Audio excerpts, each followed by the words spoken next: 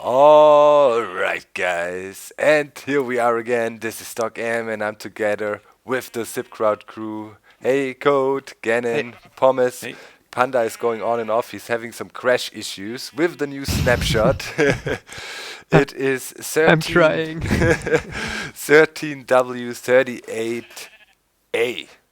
So, what's new with the snapshot? A lot of crazy stuff. Feature-wise, not too much is happening. You can see we're building up a map at the moment, and Panda just joined again. Hello. Let's see how long he lasts. And Hey. there he goes again. So yeah. Oh yeah, and you can just see something Oh, more. Code Raider has just interesting. earned an achievement. That is also new. When you have achievements now, there are stored server and world specific. That was introduced quite a bit ago. And yeah, if you get certain achievements, for example, getting wood, you can try that out real quick. Let me set myself time game mode 0. Game mode 0.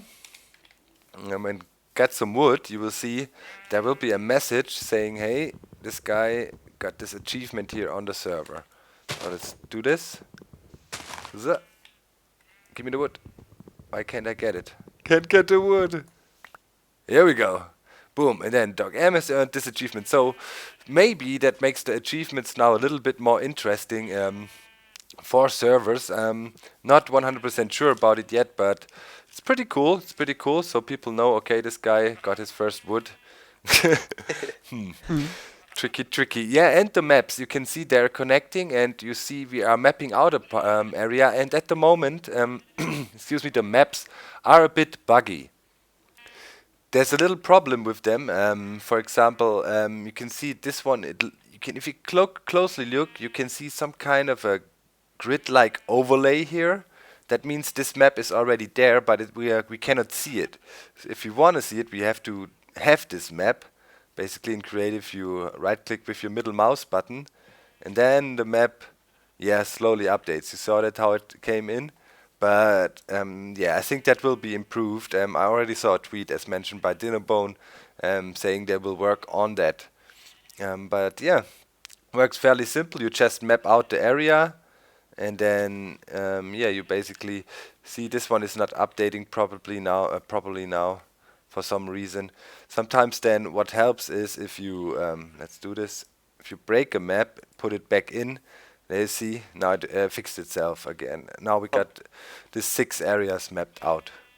And yeah, so yeah, basically you have to have the map yeah, loaded and then you can turn it around in the item frames and then it updates. yeah, That's working. yeah. It's kind of how it works at the moment, but I think it will be changed still a little bit. So yeah, see, first you need to load in the map completely. And yeah, now it's updated, and now you need to update the map by turning it around. That works as well, as you just saw. And yeah, those 2 areas up there. Gannon is still mapping out. So this is the map feature, and I think it looks really cool. We will finish this map until the end of the video. But I want to show you some more stuff. Pretty cool settings, graphic settings, and yeah, post-processing effects are now possible. So let's check that out. Okay guys, so let's look at all the new graphic settings that were introduced into the game. First of all here, with the video settings, you can vary render distance now between, what was it, 2 and 16 chunks. 12 is, I think, the standard for render distance far, as it was before. You can also regulate your frame rate, minimize 10 to maximize unlimited. I don't know if why somebody would want to limit their frame rate, so yeah, have it to unlimited anyways. And yeah, you have anisotropic filtering now, up to 16, and we also have mipmapping. That is pretty cool.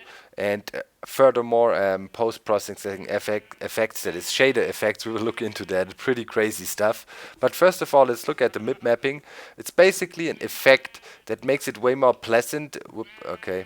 It's loading in again to kind of look into the distance in a game. What it does is it reduces kind of the amount of pixels of items that are further away or objects in the distance, and it will look more smooth, like kind of more realistic. You have that same effect if you look into the distance in real life, and yeah, you will see this yeah, this kind of blurriness. So let's check it out. Now I have it set to 0, and we're looking over to the trees and to this mountain there with the flowers. So you can see up there on the top of the tree this little, yeah, this roughness kind of. And yeah, there's a way to get rid of that now with the settings. And let's try it out. Let's say, let's do the max. Max. And let it load in again. Okay. So now we should see a difference. If you look over there, yeah, now I think it's already visual or visible. Look, if you see the trees over there, the trees here in the foreground, those here, they are pretty detailed, but already there in the background, we see a little bit of, yeah, you could call it blurriness or, yeah, less detail in the structures. And you can see the edges up there also are way less rough. So it depends what you prefer. This is almost too strong for me effect-wise. What I liked so far was setting 2. That was pretty decent. And so let's load it in again and see how it looks there. So I think it's a decent compromise.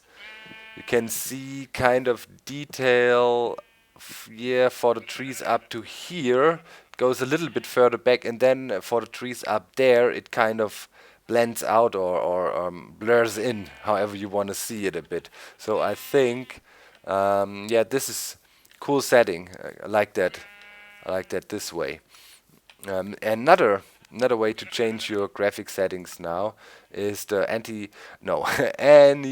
anisotropic filtering. I mean, yeah, it's it's basically softening edges. Let's crank it up to 16 and see how it affects the look of the game by looking at the trees over there again. If they are further more in the distance, roughens off edges. You could see it with the structures here probably as well. But yeah, if you looked at, for example, at the horizon in a flatland world, it looked a bit weird with the filters cranked up so much. What I really liked best was Mipmapping 2 and yeah, the filters basically off. So yeah, this is how it looks with maximum filter settings. And now let's reduce it back down to none. And let's load the world again. Maybe someone can make it daytime again so we can kind of compare the look. Thank you very much. Okay. So yeah. I think it looks cool. I think it looks cool that way. Really nice, really nice. And yeah, so now there's more stuff possible with these, yeah, post-processing effects. First of all, you have to enable yeah, post-processing here, and then we can check out some crazy shader effects. You can activate them by the super secret settings button here.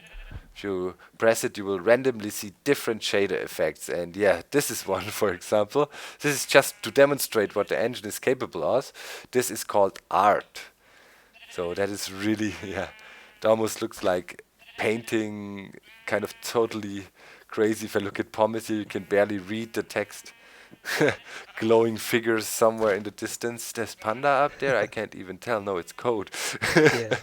It's like, it's crazy. So let's check out a few more. There's also fun stuff. What is that? That is Blobs 2. It's kind of similar to the artsy one, but also pretty bizarre. Let's see. This is Pencil.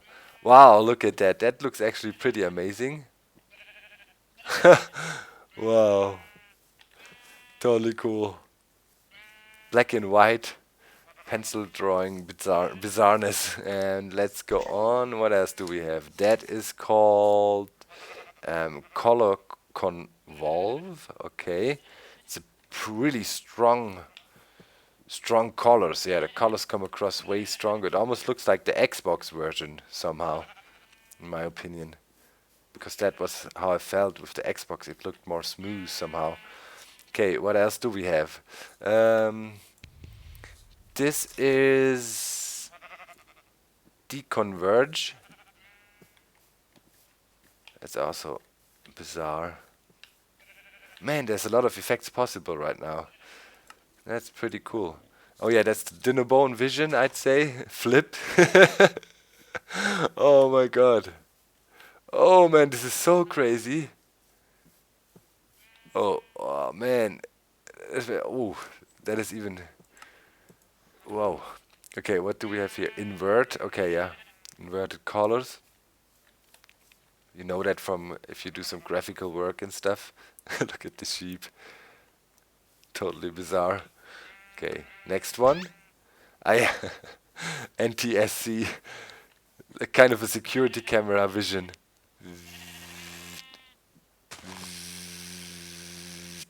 Intruder spotted. What are you doing there? Crazy. Okay, let's check the next thing. This is outline. Man. Yeah, look at the trees. They have a bizarre outline around them now. And then we have phosphor. Oh yeah, that leaves this kind of blurriness if you jump and move. Maybe Philip, you can run real quick, past by me. See how how he leaves trails like that. Wow, trippy, trippy. Okay, what else do we have? That is a scan vision. It's less blurry, but also kind of a camera view. I mean, this is really cool. You know, also for video production, you can do a lot of fun things with that. Here we got Sobel. Wow, it's almost like Tron. Look at how cool the map looks. Wow. I love this one. Yeah, Sobel is crazy cool. Wow. Look at the distance. Yeah. Really cool. Okay, let's see, what else do we have? And bits. Oh yeah, that looks like a 90s computer game, you know? Like, I don't know, California games or something, or King's Quest, the really old stuff. Oh, it's also pretty amazing. Yeah, guys and kids, back in the days when I started to play games, everything looked like that. What else do we have? This is desaturate, okay, with less saturation in the colors here. Everything is grayish. And what else? Green. That's the Apple screen back in the days. And blur effect. Man, there's so many. How many effects are there? Wobble. Oh my god. This the trippy effect. Wobble. Blobs. That looks bizarre. Look at the eyes of Ganon, man. The text. And what else do we have? Oh yeah, anti aliasing. Okay. Yeah. Bizarre. I just want to go through all the effects so you guys can see them real quick. What else do we have? Another anti aliasing. Okay. Art. Okay, I think we got it. Yeah, art was the first one. If you want to turn it off again, by the way, you just have to go to video settings and then turn post-processing off, and you can get rid of it. So yeah, lots of crazy effects. That is really cool. We should see some performance improvements coming with that as well, I assume, in the future. Here also, yeah, with the maps, FPS fixes was done for items and item frames and signs and stuff. Before, if you had a lot of maps at one spot, if you really looked at them, you could see huge frame drops up to 50% and sometimes even more. And that really is improved now. You see some loss and maybe a short lag spike when you look at it, but after that it recovers quickly. And I'd say we should, yeah, load these few maps up there still. This one. I think they will fix it so it updates in a different way. It's what they Dinnerbone tweeted about already. This one is loaded in as well, and then you just have to flip them around to update them for now. But here you go. Looks pretty cool in my opinion. Having to have maps like that is awesome now, and yeah, you just have to update your map, and then you can always have your updated maps on your world in the servers and whatever. That is awesome. I think I want to do something like that in my world for sure, and also on the Minecraft server we should make one. That is pretty cool. Sisto is working on one, so yeah, totally makes sense now. And yeah, other than that, I think we covered most of those features. Another official release came out today as well. It's 1.6.4 that basically had a small fix for the structure generation code. There was some issues with villages, so I recommend you to update to that version right away. It's available in your launcher just as the Snapshot 2, and I'd say that covers it for today. We covered most of the things we wanted to talk about. There will be a B snapshot. Maybe we'll check out some more stuff, but the maps and the cool graphic effects, I think that was the most important stuff of this one. I hope you liked it. See you next time. We're out. Bye, guys. Bye. Bye. Bye.